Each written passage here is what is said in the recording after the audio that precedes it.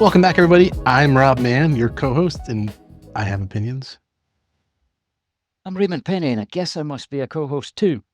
And I'm still working on changing my opinion. Every day is something new happens. Maybe your opinion is being a co-host. I don't know. I don't know how you always ask that No, it's question. just generally I everything changes. think I'm a co-host. Yeah. I could be Ron Burgundy. Does Yes? that land with an English person? No, I'm Or just a UK pretending person? I I'm. know you're not English. It'll land with the American crowd of my age, so that's okay. All right. Anyway.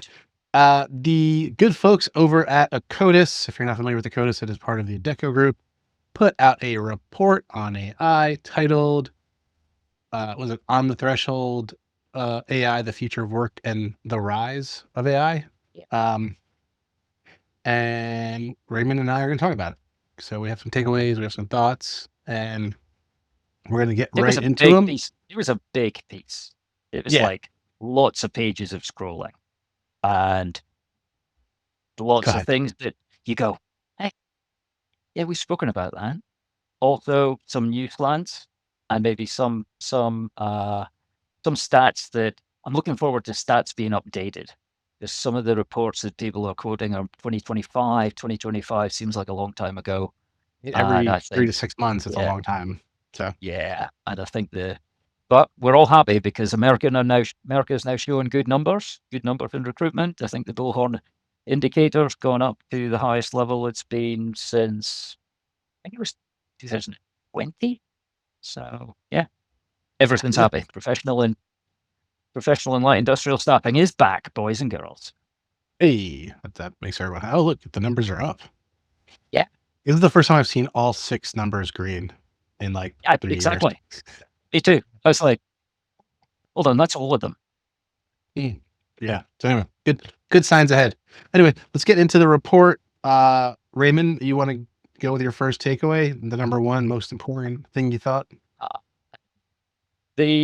probably save the big one till the end. One of the things that it called out was when everyone was speaking about the apocalypse that was going to come because of AI, they were probably early, or they were speaking too fast and looking for a reason for other things that were going on in their companies. But it became quite a song that everyone sung that said AI was going to literally wipe out entry-level white-collar jobs. Now, whilst it's impacting them, I don't think it's wiping them out. But what it is doing is, as you break a job down into its many parts, some of those parts are being done much more effectively than any human could. And other parts which were maybe underappreciated become much more important when you've automated some of the other things. So I think we've seen the last of the mass AI layoffs being used as a cover, and now there'll be real examples of what people have done. Yeah, I think there's a few things here. One, I think we've talked about this before, where AI is being the albatross of just cost cutting, downsizing, and maybe right sizing, even from the pandemic era.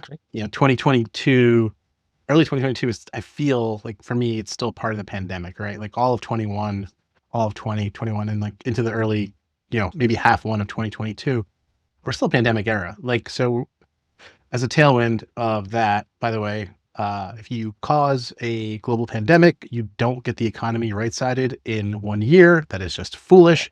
That is like showing up to do something for the first time and expecting to be good.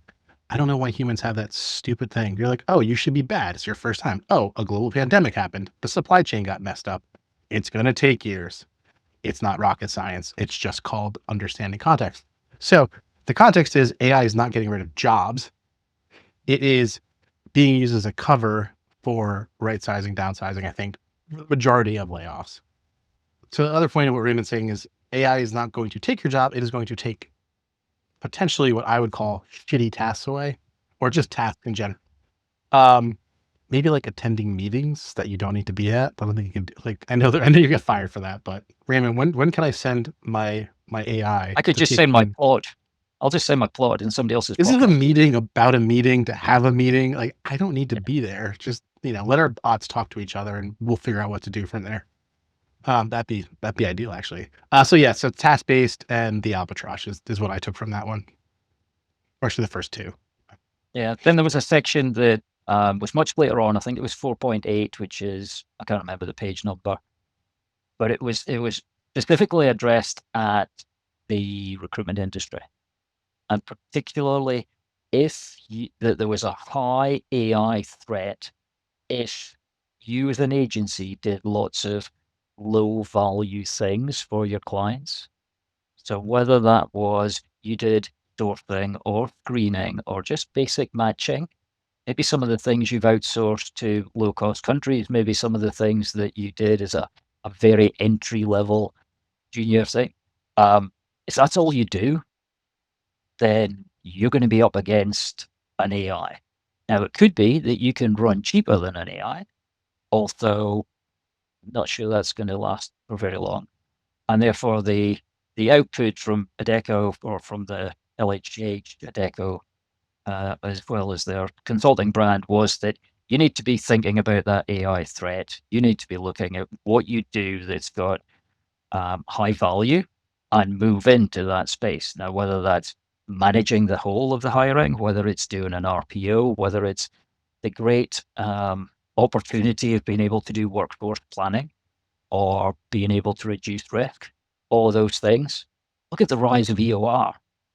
Now, so many EORs, and EORs are a risk mitigation tool. Yeah. Um, EO, they're the, EOR, right? yeah, they're the things that add value that your customers really want. They sort of took sourcing, screening, and basic matching for granted.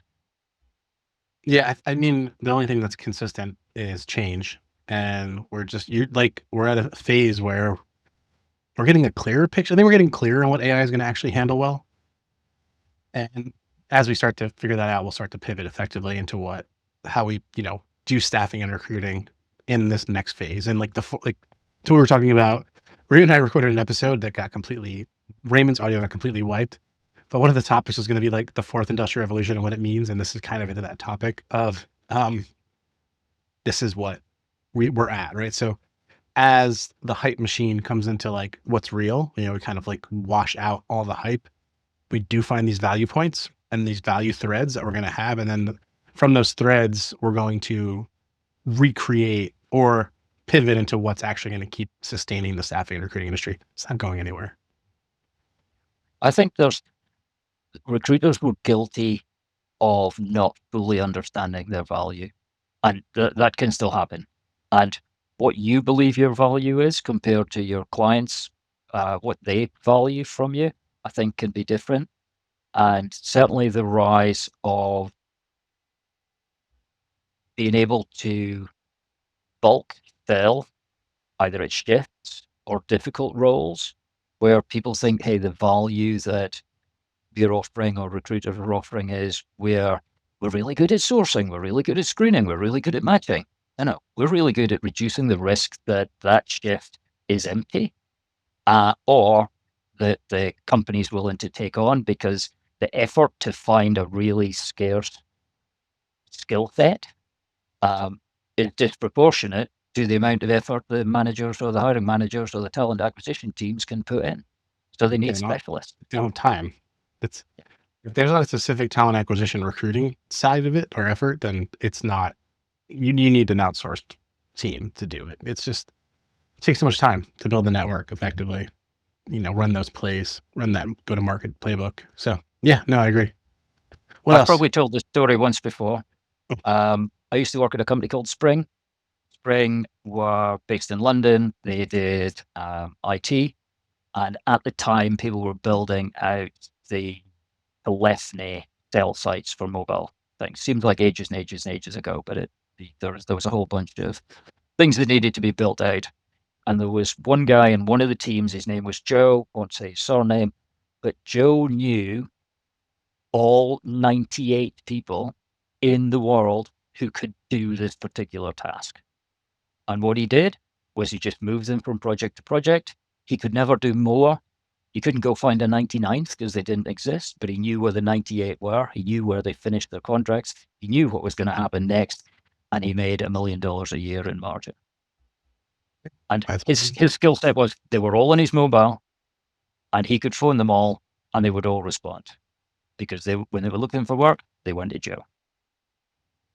Seems like you cornered the market. You had a nice niche market. So the other thing that I picked up out of this report was really about the young people. And when I say young, I mean like 22 to 25s, and where their roles can be exposed.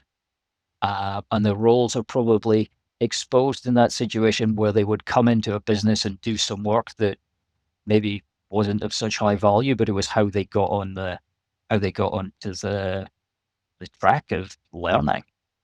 And I think they've got difficult jobs, and then I'll probably map it into a guy I met on Friday he's just going into his 4th year at uni, and he's got a side hustle doing legal AI, and it's his side hustle. And him and I geeked out on what Claude could do and how you build the data sets and how you could sell them. And he's doing that as a 10-hour a week side hustle. So when he comes out of uni, he's going to be so employable because he's going to have demonstrated he tried to do something. Yeah. So if the job is, I'm a 25-year-old and I can offer you the ability to add lines to a spreadsheet or copy things from a place to a place, 25-year-olds get some better learning experience if you can. Yeah, no, I think that is a good lesson. It's a good lesson for anybody right now. I don't think that applies to 21 to 25, right? That's fair. That's fair. What about you? What did you take? I mean, that part I agree with. I'm also like living it too, so it's cool. Well, I've got probably one last thing, and it's particularly about what does future look like? And they make some discussions about 4 possible futures. They speak about a flourishing economy. They speak about capital risks. They speak about walled gardens, and they speak about UX the Machina. real doom scenario. Yeah. And yeah, I wish I could live in the future and work out what was happening and come back and help at this point, because the models are changing so fast. And I don't know if you saw this week that Elon's Grok has taken a step towards, like, they're behind, but I think everybody would say that they're behind Anthropic and OpenAI. So they took a sort of side hustle and went to the side and said, hey, well, why don't we go and become the model that can use multiple agents to act quicker? And they had a thing called Grok Workflow, which allows you to do 1,000 things at once. So imagine a scenario that you could spin up 1,000 helpers to do one particular thing when you needed it to get done. So Grok Workflow allows you to have sub-agents of up to about 1,000, or I think it's 1,024, which sounds very computer-like. And I think agents and sub-agents and spinning them up and down is going to be a major part of how we get used to having not only your own agent. I think you're going to have your own 1,000 agents. Again, doing tasks, right? Doing one particular task or multiple tasks, not creating we always talk about this taste thing or this, kind of figuring it out, designing. So yeah, I like it. Yeah. And then I'd just like to thank Adecco for doing it. Yeah, because it was a really well put together paper. Now, obviously, they're Adecco, they're the biggest or the second biggest business globally, and it's great that they share their thoughts, even though their thoughts are sometimes open, just to get discussions moving and to show that they're in the thought leadership situation in this area. And well, they have like Small, who loves. Yeah, everybody should be reading some of these things just to see what it's like. Yeah, well, and they're also, like Mike's really big into it, and I think he's moved on. Did he? Oh, when did he move on? Yeah, he moved on. He just announced that he's gone to gaming business now. Is he? Oh, that's cool. 8 or something like that. Yeah. What was it? I think Now I it's gotta look. called Now I gotta something with an 8 in the title. Something with an 8. Continent, It popped up Continent today. 8. Yeah, that's the one. Wow. Okay. That's 'Cause interesting. I think he was an advisor there, and he's gone in as a big role. Oh, that's He'll be pretty cool. missed. Yeah. I mean, he will be missed. I love to listening to his take and like how he was strategically thinking about AI in the industry. So yeah, well, maybe he was part of that last little push for this report and then took it. But anyway, yeah. So guys, let us know what you think. Let us know if you took anything away from it. I will link the report or the ability to get to the report in the show notes on wherever you're listening. And Raymond and I could talk about what we tried to talk about last time when his audio didn't work, which was his experience in the US during the World Cup because he was gone for a whole month. So now that Raymond is back working full time and not touring this wonderful country that I live in, we'll get back to being a little bit more consistent, though I will be on vacation. Not on vacation, well, kind of on vacation. So yeah. So no episodes while I'm actually going to be in Italy, Raymond. So Oh wow, you're going over my head. yeah, straight over right over England into You will eat so well. Mackenzie will be eating so well. I will be watching what I eat because, not having a 2-year-old's metabolism. Yeah, but the food in Italy is great. Europe's quite hot at the moment.